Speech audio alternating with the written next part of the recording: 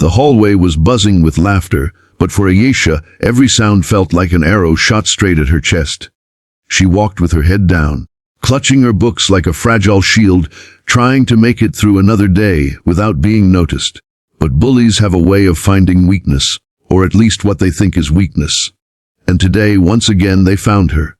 "Look who's here," sneered Sana, the self-proclaimed queen of the school. Her friends gathered behind her, smirks plastered across their faces. The little mouse, always so quiet.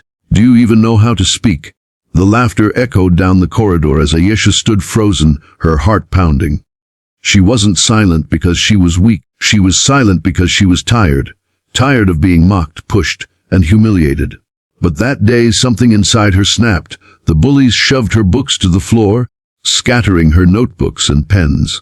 One of them kicked her bag across the hall, while others jeered and clapped as if it was a performance meant for their entertainment. Tears welled up in Ayesha's eyes, but she didn't let them fall. Not this time. She bent down, picked up her things, and when she stood up, her eyes weren't filled with fear anymore. They were burning with fire. What the bullies didn't know was that Ayesha had been training. For months after school, she'd been sneaking away to an MMA gym where her uncle trained fighters. She learned discipline, striking, grappling, and, most importantly, how to never let fear own her. She didn't train to fight others. She trained to fight the weight she carried inside herself. But that training was about to change everything. When Sana tried to shove her again, Ayesha caught her wrist mid-air. The hallway fell silent. Nobody had ever dared to touch Sana, not even to defend themselves. Ayesha's grip was firm, her voice steady. Enough. Sana tried to laugh it off and yank her hand away, but Ayesha twisted her arm with controlled precision, making Sana gasp in pain. The other bullies stepped forward, but Ayesha dropped her bag and raised her fists, not in desperation, but in confidence.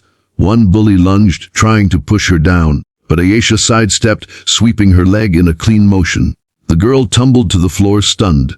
Another swung at her, and Ayesha ducked low before landing a quick jab to her shoulder, sending her stumbling back. The crowd that had gathered couldn't believe their eyes. The girl they had mocked for being weak was moving like a professional fighter, her every move sharp, calculated, and powerful. It wasn't a wild brawl. It was controlled, like a real UFC fight. Every strike Ayesha threw was measured, every block strong, every step filled with unshakable confidence. Within minutes, the bullies who once towered over her were left humiliated, nursing bruises and broken pride on the cold hallway floor.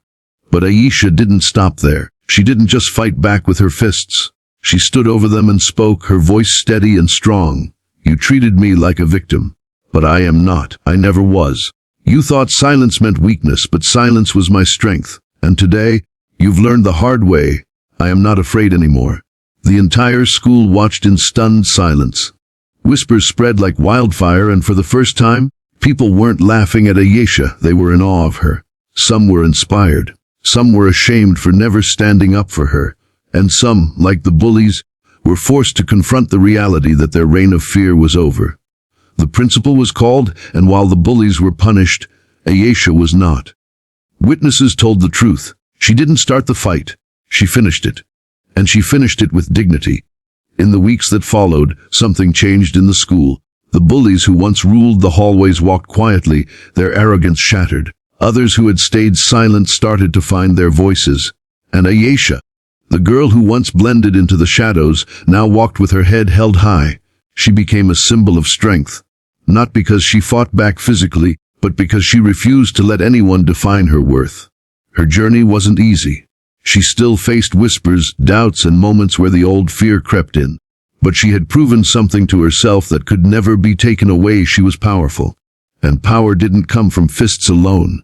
It came from refusing to be broken. By the end of the year, Ayesha was no longer the victim. Everyone thought she was. She was the girl who stood up, fought back, and changed the story. Her story became one of courage, and her message spread beyond the walls of her school. When you're treated like a victim, you have two choices: accept it or rise above it. And when you rise for everyone who couldn't.